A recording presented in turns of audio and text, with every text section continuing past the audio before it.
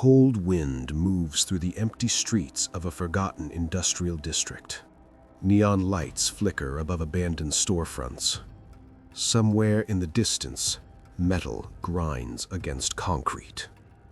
Two hunters are approaching the same battlefield. One is a machine built to enforce the law. The other is a monster that exists beyond it. Tonight, order will meet something that cannot be arrested, reasoned with, or stopped. On one side, we have RoboCop, the cybernetic law enforcement officer created by Omni Consumer Products. Once a Detroit police officer named Alex Murphy, he was brutally murdered in the line of duty before being rebuilt as a machine designed to restore order to a city consumed by crime. Standing over 6 feet tall and encased in reinforced titanium armor, RoboCop is a fusion of human will and advanced cybernetics. His systems grant him superhuman strength, perfect targeting, and tactical awareness far beyond any ordinary officer. Armed with the Auto 9 pistol, a high-powered sidearm capable of delivering devastating bursts of fire, RoboCop represents the peak of law enforcement technology.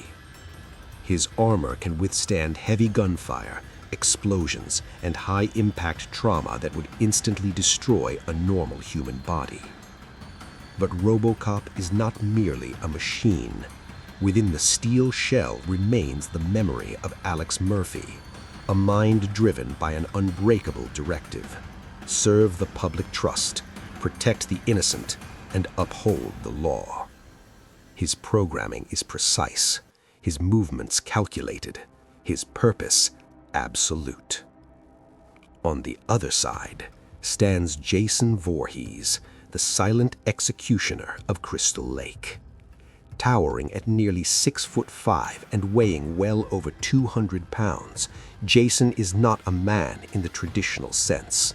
He is an undead revenant born from tragedy and sustained by something darker than simple revenge. Beneath the cracked hockey mask lies a decaying face long forgotten by the world above, yet the body beneath it refuses to remain in the grave.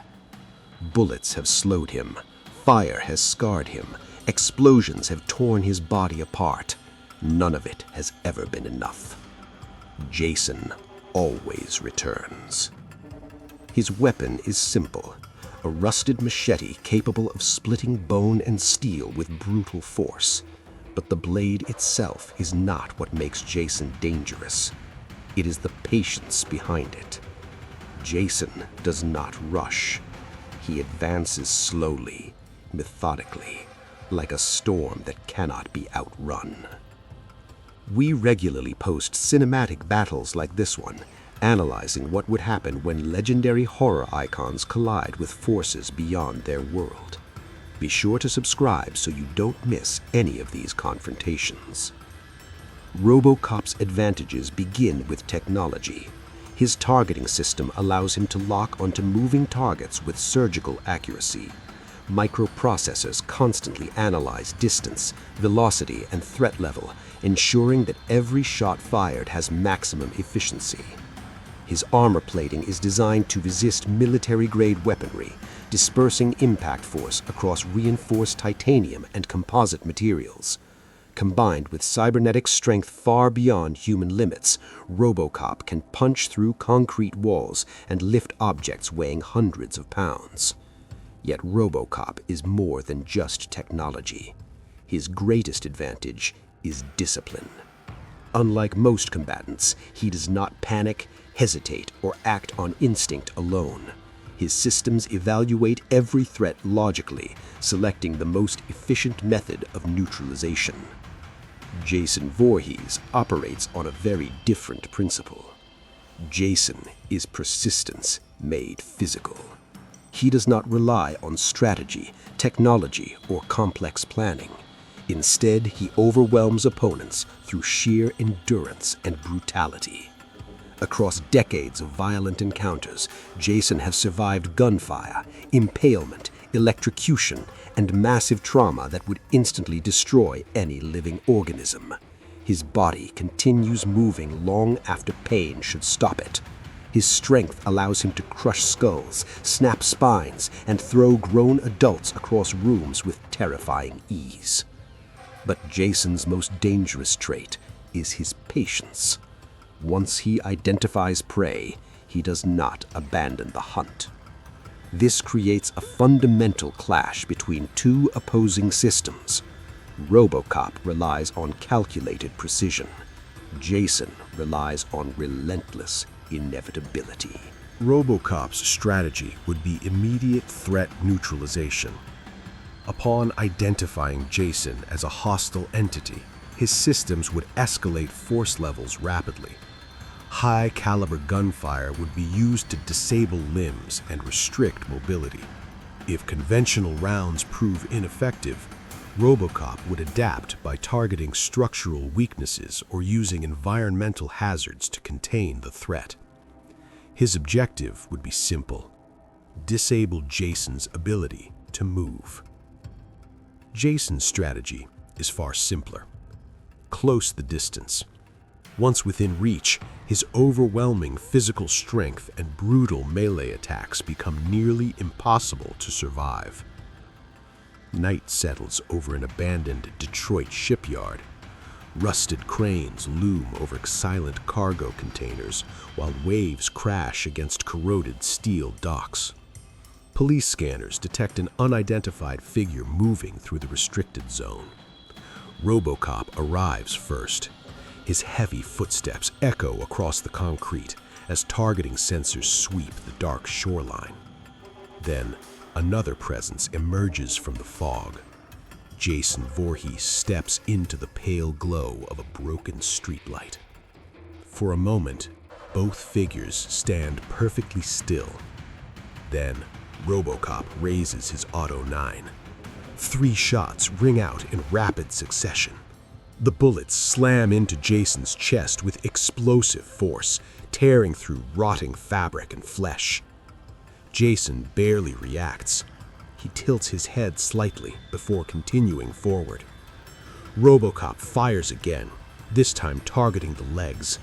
The rounds strike with precision, shredding muscle and bone. Jason stumbles briefly before regaining his balance. He keeps walking. RoboCop recalculates. Unidentified hostile exhibits abnormal durability. Suddenly, Jason lunges forward, swinging the machete in a brutal downward strike. RoboCop blocks with his armored forearm. The blade sparks violently against the titanium plating. The impact sends both combatants staggering. RoboCop counters with a powerful punch, driving his metal fist into Jason's torso. The blow launches the killer backward into a stack of shipping crates. Wood splinters, steel groans. But Jason rises again. He charges, slamming into RoboCop with overwhelming force. The two crash through a warehouse door in an explosion of shattered metal and glass. Inside the dark structure, the fight becomes brutal. RoboCop fires repeatedly at point-blank range while Jason swings the machete with savage precision. Finally, Jason manages to grab RoboCop's arm, wrenching the weapon aside. The machete slashes across RoboCop's armored chest, leaving a deep, glowing scar across the metal. RoboCop responds instantly. His hydraulic grip clamps around Jason's throat. With immense force, he lifts the killer off the ground and slams him against a concrete pillar. The structure fractures under the impact. Jason struggles violently, hacking downward with the machete. The blade strikes RoboCop's shoulder joint. Metal sparks. RoboCop releases the grip and steps back. Then, he raises the Auto 9 one final time. A precise shot fires directly into Jason's skull. The impact sends the killer collapsing to the warehouse floor. For a moment, the building falls silent. The winner of this confrontation is RoboCop. While Jason Voorhees is nearly unstoppable through sheer endurance, RoboCop's combination of technology, precision targeting, and superior durability gives him a decisive advantage in direct combat. Jason thrives in chaotic environments against frightened prey. RoboCop, however, is not prey. He is a machine designed to neutralize threats efficiently. By exploiting distance, targeting critical points, and maintaining relentless tactical control, RoboCop can disable Jason long enough to end the confrontation. Jason may rise again eventually, but tonight, the law stands victorious. Before you leave the darkness, don't forget to subscribe to the Scream of the Night channel. And be sure to like the video and leave a comment telling us who you think would have won this battle.